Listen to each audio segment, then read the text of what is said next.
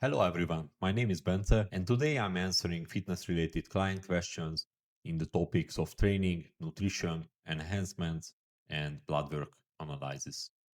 So first question from Justin. How many times a week should I inject my testosterone?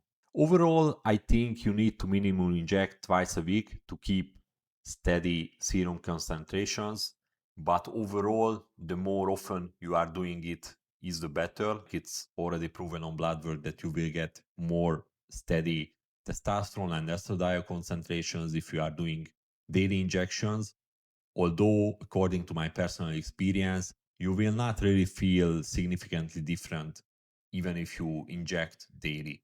So, in my opinion, if you are trying to find the sweet spot there, 3 times a week is enough. Second question, also from Justin. So, do I need to keep my testosterone in the fridge? No, like you don't need to keep any kind of oil based steroid solution in the fridge because if the temperature is too low, you are risking that your compound will get crystallized. Keep it at a dark place at room temperature. The next question is from Ryan. So, how do you make my diet changes on my plan? So, I don't really have a specific formula for this. It's very individual based. So, firstly, I need to evaluate if my client is cheating on the diet or not. Usually, I have a pretty good accuracy on finding out if my client is sticking to the diet plan or not. I'm checking the weekly weight fluctuations, and overall, I'm able to tell it with a very good accuracy. It also dependent on the PED intake, if my client is strictly on a medical TRT dosage, or maybe he is more enhanced than that, then I'm also making bigger jumps, for example, in the caloric intake. So it all depends on the individual, it all depends on how well he's sticking to the plan, and it all depends on the PED intake and the blood work results. Usually, the protein intake is something that I don't really play a lot with, and overall, I'm focusing more on changing the carbs. So, let's say I make a small dietary change on the carbohydrate intake, we are increasing it, and 1 or 2 weeks later, I see that my client is looking better, getting bigger, and staying at the same level of body composition and leanness, then I know we are on track and the change was needed. Maybe I will add in another small amount of carbohydrates over the next week, and I'm trying to watch out for the changes. Overall, when we are increasing the PED intake, then I'm also more aggressive when it comes to raising the food. Fourth question from Andy. Where should I inject my TRT? Overall, you will see a lot of mixed advice here that you need to go intramuscular, subcutaneous doesn't work, but my overall experience is that subcutaneous injections are way, way better, and overall, you will get the same results. Less cartilage should build up, less chances of something going wrong, and it's also less painful. What I think is the best is to use an insulin syringe with a 29 to a 31 gauge needle and inject that into the body fat around the upper glutes area. That place is really tolerating well the oil-based injections. Overall, I think most people who are having problems with the subcutaneous injections are trying to put the testosterone into the body fat on the belly area. And that's a place where usually it gets quite irritated and most people are not tolerating it well. So just stick to the upper glutes area subcutaneously and you will be more than fine on TRT. If you are taking bigger cycles and you are a bodybuilder, I think you need to go intramuscular, especially if you are taking larger injections than 1 milliliter. So if you are injecting an oil-based substance where the volume is larger than 1 ml, then go intramuscular. Next question is from Jay. Can I take my GH in the morning if I forgot to take it in the evening? Yes, you can take it, but overall, I think skipping 1 day of growth hormone injection will not really make a huge difference overall at the end result of your transformation. So feel free to take it, but overall, I don't think that you absolutely need to do it if you missed one injection. It's not really the same as testosterone, so you are not really missing out on a lot if you skip one injection. Next question is from Brian. So, can I swap my Primo to Masterone? Yes, you can do it, but you need to watch out for the esters. So Primo is methanol enanthate, and Masterone usually is made in different esters, so enanthate and propionate. If you are switching to Masterone enanthate, then you can just continue with the Masterone injections, quit the Primo, and you are fine.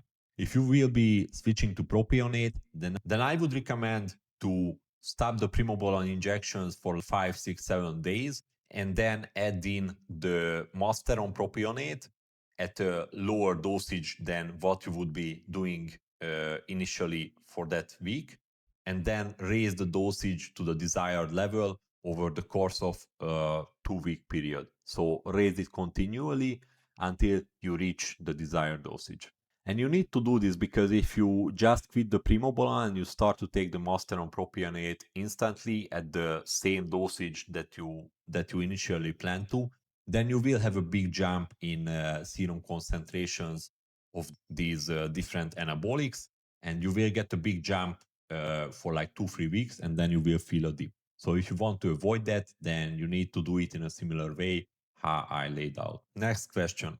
Do I need to keep the growth hormone in the fridge? Yes, so you need to keep it in the fridge, but to be honest, I watched one interview with Genoshik very recently, and he is basically the biggest growth hormone and steroid and PED testing company in the world right now. And what he said is that they found out that growth hormone is not so heat sensitive at all. So basically, if you are keeping growth hormone at a dark place at room temperature, it will lose about 1 to 2% of potency every month. So, I mean, it's basically insignificant. I'm not sure if this is absolutely true or not, but I would trust, to be honest, the biggest PED testing company in the world when it comes to this. Next question is from Dusty. So how do I know if I can up the weights on my lists? This is something that many clients had a problem to understand with. So basically when I make programs, I give you a rep range for a certain exercise. So let's say the rep range is 10 to 12 reps. So if the rep range is like that, then you need to choose a weight where you would hit failure over that rep range. So even if it's 10 or 12, then you will need to have a very, very hard time to finish that last rep with that specific amount of weight. So if you are getting stronger, I'm not saying that you need to stop the exercise when you was hitting 12 reps. Overall, in my opinion, especially for beginners, need to go close to failure, and you really need to try to push your limits, because if you are a beginner, you don't really know where they are yet. So choose a weight, and if you hit failure at 14 or 15 reps, and my rep range that I gave you is about 10 to 12, then up it. If you are not able to hit 10 reps on the 10 to 12 rep range, then keep that weight for the next weekly training and try to go to 12 or above. And then if you was reaching that, then raise the weights. Next question is from Jay. So what peptides should I use to put on muscle? I started to get more and more questions like this, and it seems like people are having a wrong idea about how PEDs and peptides work. I guess it's because of the really hard push on social media about advertising peptides, but overall, peptides are not really the thing that you should be using if you are looking to put on a serious amount of muscle mass. So many of these peptides have positive properties like injury recovery, better sleep quality, better skin, but overall, they are not the tools to use when it comes to put on muscle. So, for example, growth hormone is a peptide. I think that should be utilized, or at least some growth hormone related pathway. But overall, anabolic steroids will give you the biggest ROI when it comes to putting on muscle. So, this is true, especially if you are natural. So, if you are natural, you are not taking any TRT, you are not taking any testosterone or any kind of anabolic steroid hormones, then peptides will not really help you to put on a significant amount of muscle. So basically, at that point, you are trying to use the wrong tool for the purpose that you are trying to achieve. Next question. How do I get a testosterone prescription if the doctor doesn't want to help me because my levels are not low enough?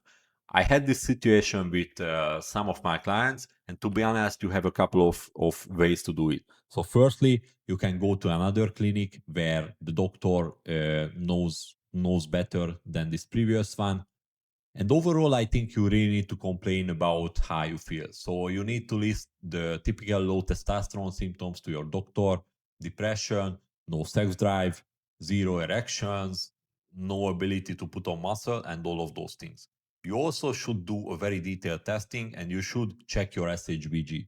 because many times it happens that the total testosterone is very high, but the SHBG is also very high. So the free testosterone overall is on the lower end.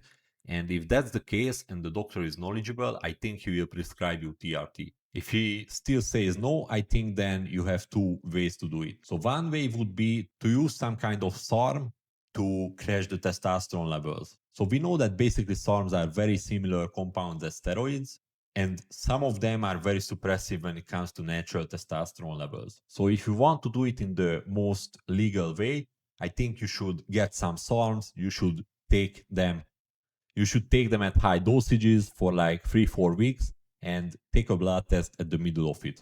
That way your testosterone level will be crashed for sure basically if the SARM is legit, so you should be able to get a prescription. If that's not the case and the doctor doesn't want to help you at all, then I think you need to solve this on your own. We know that bodybuilders are also not getting their PEDs from their doctors, so I guess for TRT you can also just replicate that. Next question is also from Justin. I plan to start TRT this week, but then I'm traveling to Europe for 2 weeks. I'm afraid to start it due to side effects. Any thoughts? Overall, I don't think that you will experience any kind of side effects if you start to take testosterone after just 2 weeks. Firstly, if you are taking a low dosage of testosterone, overall, you should not get many side effects.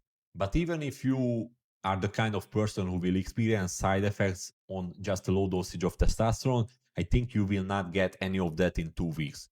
In 2 weeks, yes, the serum concentrations are slowly start to climb, but overall, the body needs a bit more time to feel anything. So I don't think that you will even feel that you started TRT 2 weeks later, and also I don't think that you will get any side effects at all. Next question is from Scott. Should I take my morning T4 and T3 if I'm getting blood work done 2 hours later? If the goal is to check the T4 and T3 levels, I think you should skip the morning thyroid hormones in this case, because then you will get an unusually high reading and you will not get an accurate assessment of your thyroid hormone levels. The last question for today's video is also from Scott. So what do you think of using deca instead of Primo in order to build more muscle? I don't think that this is a good approach, and I will tell you why. So deca overall, in my opinion, is an outdated compound. It can give you a lot of side effects, which are very well known, like decadic, which means that you will have a hard time to get a proper erection, and you will also not be really interested in sex. Also, usually it results in more acne, more water retention, more blood pressure elevation. So overall, it's not really a side effect free compound. Primobolan is a much cleaner compound. It will not really give you a lot of water retention, and it will also not give you the sexual side effects that many people experience on deca. The second thing is, I don't think that on a milligram to milligram basis, deca is really stronger in putting on muscle than Primo.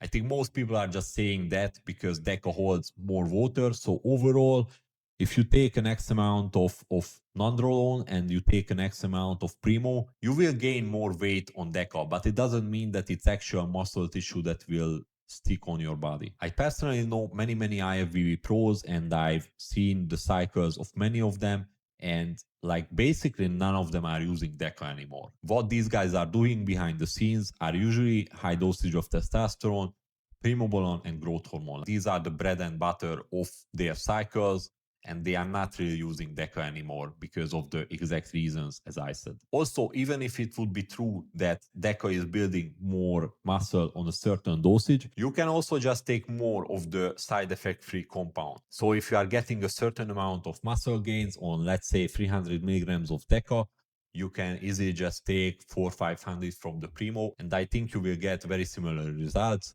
without any of the side effects that comes with deca. No real blood pressure elevation, no water retention, no acne, and no mood issues and sexual dysfunction. So I think that's the way to do it. If you like the video, subscribe and let me know whatever questions you have so I can answer you in the next episode. For your questions, you can just DM me on Instagram. You can submit your questions also under this YouTube video, or you can also just join to my free school community where you can submit me your questions. See you later.